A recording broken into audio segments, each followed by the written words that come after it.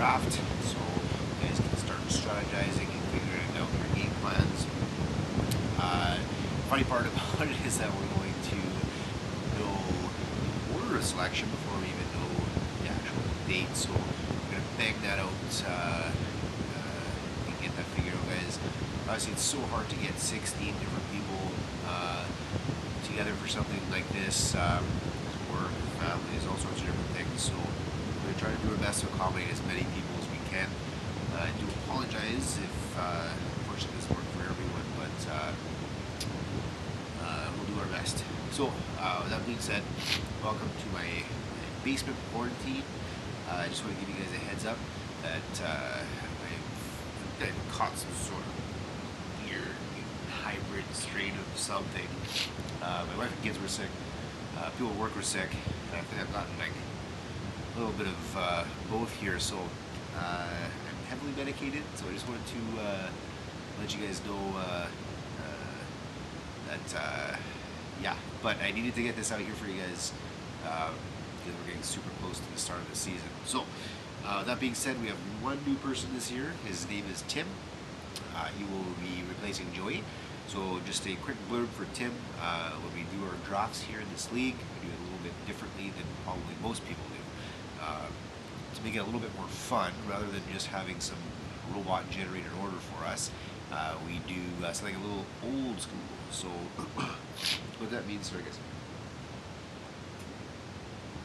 Oh, I'm trying to do this fast, but not too fast. So, so what that means is that we're going to be literally drawing names out of a hat to determine the order of selection, which you will then post as it's occurring onto the official 2K17 draft board, brought to us by Brown's Landing, apparently. Not too sure what this is. Likely some sort of shoebox cover from my wife, I don't know, but it'll suffice. So how it works is that the very first name that is taken or selected out of the hat will actually pick last in the first round, 16th overall. So this is purposely done as to build suspense and intrigue. So each name that subsequently gets selected will move up the list so that the very final name drawn will be the first overall pick. So let's get that started. I hope this works so that everyone can see it. Alright, so we got our magic hat. Shake, shake, shake, shake, shake, shake, shake, shake, shake, shake, shake, shake. Pull a name. There's only one name. Right, there's one name. Put the hat down. Oh god, fuck. It's over. Okay, one hand, one name. Mr. Mulgrew. Jason M., the remaining Mulgrew brother in the league, will slot in at the 16th pick overall. So, just another reminder for Tim to snake draft. So, Jason will end the first round and begin the second round. So, he'll get back-to-back picks right away. So, that can be helpful, depending. Next pick. So, one name. Shenanigans. This will be Stefan. You will have the 15th overall selection in the draft. There we go. Next. Oops.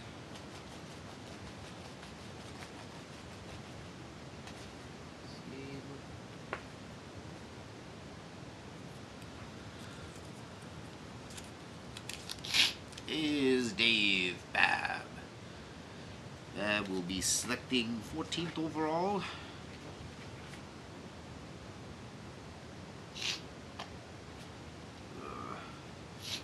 Alright, next.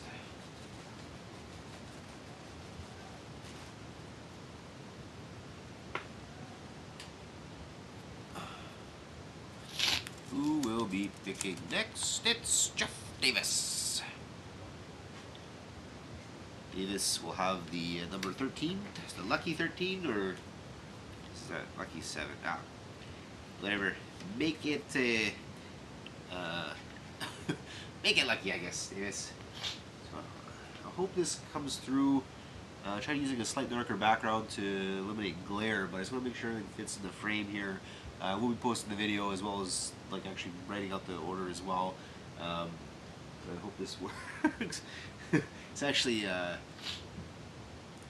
of funny. It reminds me, if you guys ever watched SCTV, there was a skit that John Candy and Eugene Levy would do where they would, it was like a monster variety show, and they had Frankenstein, and so I think so. Eugene Levy is a hunchback, I'm pretty sure. But anyway, the way they had it work was, because it was like early to mid 80s, they had, what do you call it? They don't have the special effects that they would normally do. And so they would simulate 3D effects really cheesily by moving an object towards and away from the camera, and that would simulate the 3D effect. I don't know, I thought that was funny. Well, it's made me think of that while we're doing this. So. Alright, next name. Next name is Dirk. You will be number 12. Number 12.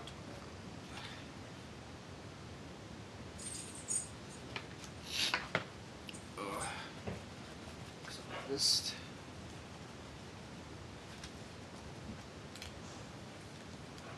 One name. Shenanigans. Mr. Rucker. Our second Jason on the list comes in at number 11.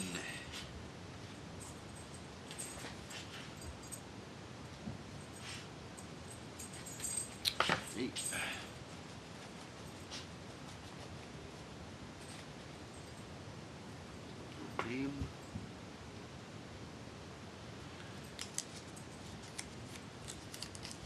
Is Albion. Albion comes in at number 10.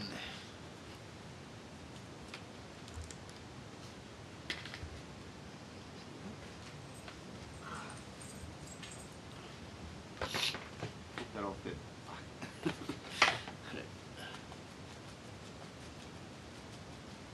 Next name. 21. Is JB. JB will pick 9th overall.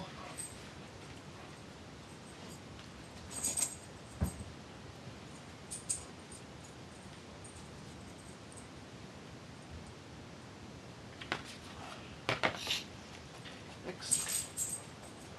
Get some puppies popping in the frame here in a second. I don't know if you guys can see them or not.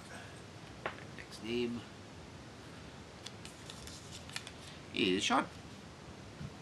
Mr. Sean. You will be the mid pick of the draft. That's slotted at number 8.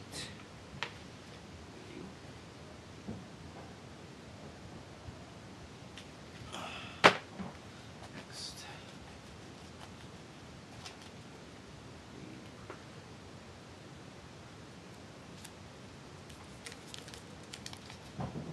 Is Mr. Cabot. You have the 7th overall pick in the draft. There we go.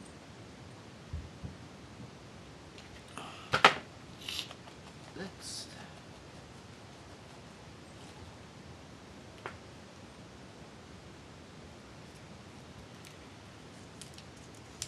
Is Steve. In his sophomore season in the league, will pick number 6th overall. Like so.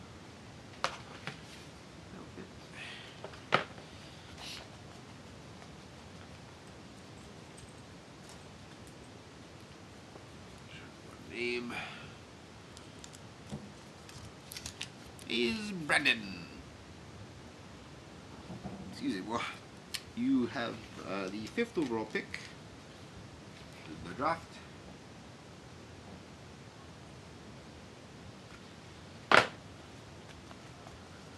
Now we get down to the nitty gritty.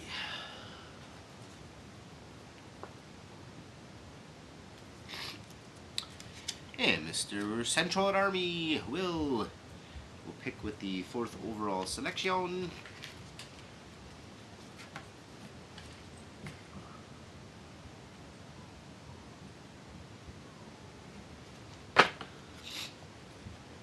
Final 3.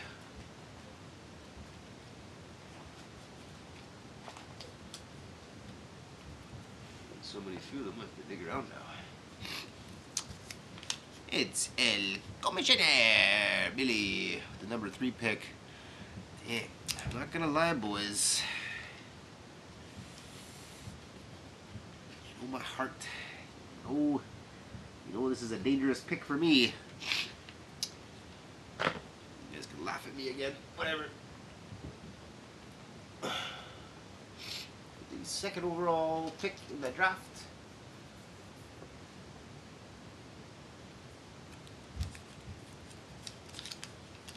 Oh, it's our newcomer Tim. You have the 2nd overall pick. Not too shabby to ease into your rookie season with a nice first pick in your draft.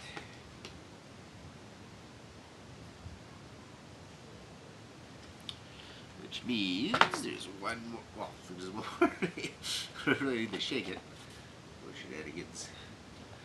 Only 16 names. Which leaves a single one. And that is Mr. Medry Josh.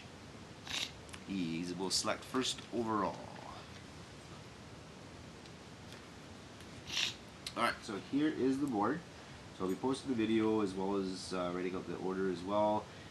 So we have Josh at number 1, Tim at number 2, me at 3, 4 is Will, 5 is Brandon, 6 is Steve Bayrack, 7 is Steve Cabot, 8 is Sean, 9 is Jamie, 10 is Albion, 11 is Rooker, 12 is Derek, 13 is Davis, 14 is Bab, 15 is Stefan, and number 16 is Mr. Bogu.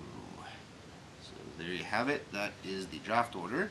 Just as a little extra bonus feature for the video, and while I'm still have some sort of coherence, just wanted to talk about the World Cup really quickly. Last night Canada finished it off. No surprise at all. It's what should have happened, what did happen, and as a result of having 4 first lines, 3 pairings of top defensemen, and having 2 of your goalies be annual Vezina candidates, as well as having Crawford with a few cups. So you know you're probably in a good position if you can afford to have Claude Giroux sitting on your bench doing nothing. So that happened. Kudos to Europe. They definitely gave it a bit of a scare. It was a little bit more competitive than I figured it would have been. So good on them. Malak was terrific. But I mean, what it comes down to for me is, I mean, the tournament itself is a little bit weird. You had Team North America, where a whole bunch of rookies were running around causing havoc, which is exciting, no doubt about it. But then we also had Team Europe, which was just a ragtag bunch of misfits kind of thrown together. It's kind of like a mutt, if you will, dog vernacular. So you have this tournament, which is kind of country versus country, best on best kind of thing, and you literally had 2 teams that were like made up, like created. So it's a little bit weird, I'm not gonna lie. But still, I mean, having as many great players as you possibly can in a tournament is not a bad thing. So that was good. I mean, aside from that, aside from Winnipeg, aside from Canada winning, the best part for me was the icing on the cake of the U.S. team. They failed so pathetically and miserably, and it's their own fault. So it is very publicly acknowledged that they built their team specifically to battle Canada. So they brought in a whole bunch of third-line guys because they didn't think they could handle the skill. But, you bring in guys like Brandon Dubinsky and just an applicator. These guys don't have any business on these tournaments.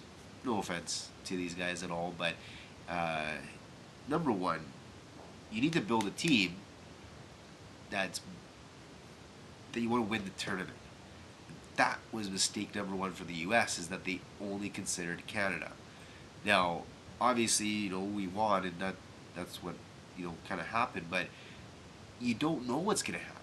And I mean, they built their teams specifically to try to beat us, which didn't work. But what if something happened? What if we had been knocked out? What if we had a bad tournament and even the semifinal got knocked out?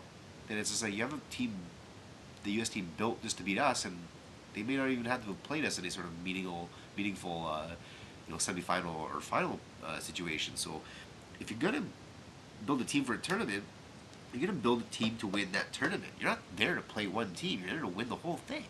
So that you know cocky oversight, which is not really surprising, really doomed them. So Phil Kessel's tweet was something that in some ways I can see both ways. Whereas you have a guy that could be considered a little bit prickish or passive aggressive or unprofessional making a comment, but at the same time I loved it. Thought it was perfect. This team was built horribly. They left a whole bunch of talent off of the roster, and they suffered for it. They couldn't score goals. No surprise you have Abdelkader and Dubinsky on your team. They tried to build a bit of a grinding team to again face a team that had 4 first lines. I'm sorry, like you would have had to have made your entire team the best defensive forwards in the NHL. You would have had any sort of proper build to competing against it. Don't even get me started on Tortorella, his benching of Bufflin, as well as just him as existing. It was a joke.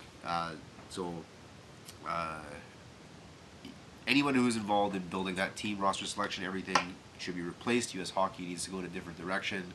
They need to embrace the best players that they have. But anyway, so there is that. The other big issue I had with the World Cup was the timing of it.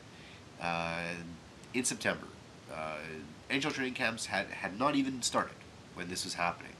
And in a tournament like this, where you're playing for pride, country, best on best, you're asking these guys to show up already in mid-season form. As you might have noticed, there's a lot of players that played in this tournament that had long, deep playoff runs. Sidney Crosby was still playing NHL hockey in June. So it's only a couple months later, you're expecting these guys to amp it up mid-season.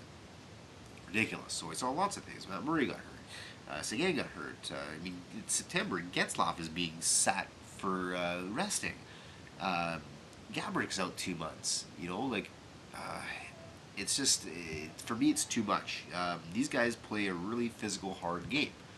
Sure, it's a game, but still, it's really difficult. So, you need that training camp. You need to ease into that season, and these guys didn't really get a chance. So, thankfully, there were more major injuries, but I would definitely move this, if they're going to do it again, move it mid-season like they do the Olympics, which I prefer the Olympics anyway, but whatever. So having it mid-season, the NHL wouldn't like it because they have to shut things down, and so that's a revenue issue. So, but again, it's too much for these guys to be doing that, yeah. So that's my little blurb about the World Cup. So we will get the draft date finalized here, and good luck to everyone, and